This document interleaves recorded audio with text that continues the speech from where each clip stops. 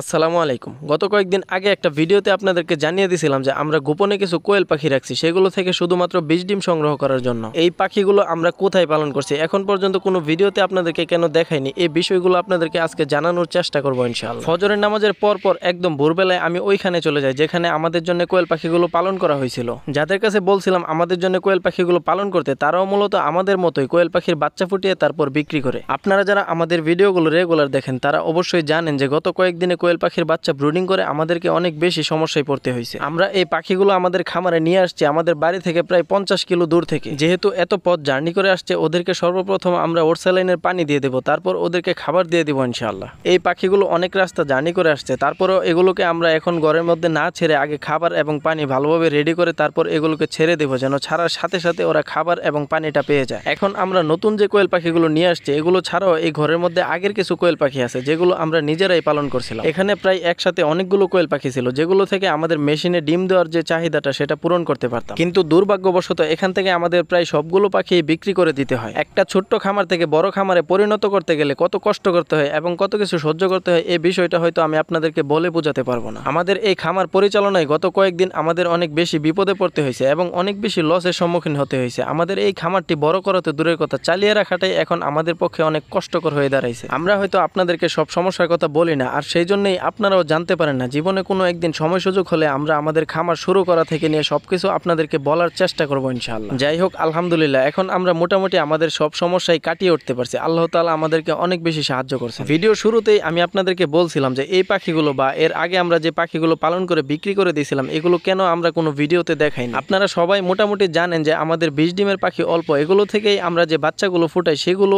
আমরা আপনাদের কাছেই বিক্রি করে দিই। এছাড়াও আমরা যদি কিছু পাখি আমাদের নিজেদের জন্য ব্রুডিং করি, সেগুলো আপনাদেরকে ভিডিওর মাধ্যমে দেখাই, সেগুলো আপনারা কেউ না কেউ আমাদের বাড়িতে এসে এই পাখিগুলো নিয়ে যান। তারপর এই কোয়েল পাখিগুলো আমাদের নিজেদের জন্য আর রাখা হয় না। এছাড়াও অনেকে দূর থেকে এসে আমাদের যে বীজ ডিমের যে পেরেন্টস পাখিগুলো আছে সেখান থেকেও 5টা 10টা করে নিয়ে যেতে চায়। আমরা আপনাদেরকে না করতে পারি না। আপনারা এত দূর থেকে আমাদের বাড়িতে আসেন, এসে এগুলো দাবি করে বসেন, আমরা না দিয়ে পারি না। এভাবে আপনাদেরকে দিতে দিতে এখন পর্যন্ত আমাদের 9000 ডিমের যে মেশিনটা আছে সেটা একবারেই বন্ধ হয়ে পড়ে আছে। আমরা অন্য খামার থেকে বীজ ডিম এনে তারপর বাচ্চা ফুটিয়ে আপনাদের কাছে বিক্রি করে নেয়, এটা আপনারা জানেন। আমাদের কাছে নিজেদের কাছে বীজ ডিম হচ্ছে না, এই জন্য আমরা মেশিনটা বন্ধ করে রেখে দিছি। এই জন্যই আমরা যে কোয়েল পাখিগুলো পালন করছিলাম সেগুলো আপনাদেরকে দেখাইনি, কিন্তু এই পাখিগুলো আমরা রাখতে পারিনি আমাদের কিছু বিপদের জন্য। আমরা এই পাখিগুলো বিক্রি করে দিয়েছিলাম। এখন আবার আমরা এই পাখিগুলো অন্য খামার থেকে কিনে নিয়ে আসছি। এই পাখিগুলো অল্প কিছুদিন পালন করার পরেই ডিমে চলে আসবে, তখন আমাদের মেশিনে আমরা সঠিকভাবে ডিম দিতে পারবো। এবং আপনাদেরকে আমরা একটা অনুরোধ করি যে আপনারা এসে আমাদের কাছ থেকে যখন পাখি নিতে আসেন, জিরো বাচ্চা বা যে কোনো বয়সের বাচ্চা নিতে আসেন, তখন আমাদের প্যারেন্টস পাখি আপনারা চায়েন না। আমরা হয়তো আপনাদেরকে মুখের উপর না করতে পারি না, কিন্তু আমাদের অনেক বেশি ক্ষতি হয়ে যায়। আপনারা যারা আমাদের কাছে জিরো বাচ্চা অর্ডার কনফার্ম করছেন, তাদের ডিমগুলো আমরা আগামীকালকেই বসিয়ে দেবো ইনশাআল্লাহ। সবাই আমাদের জন্য দোয়া করবেন, আমাদের খামারে যেন আল্লাহ তাআলা অনেক বারাকা দান করে। সবাই ভালো থাকবেন। আসসালামু আলাইকুম।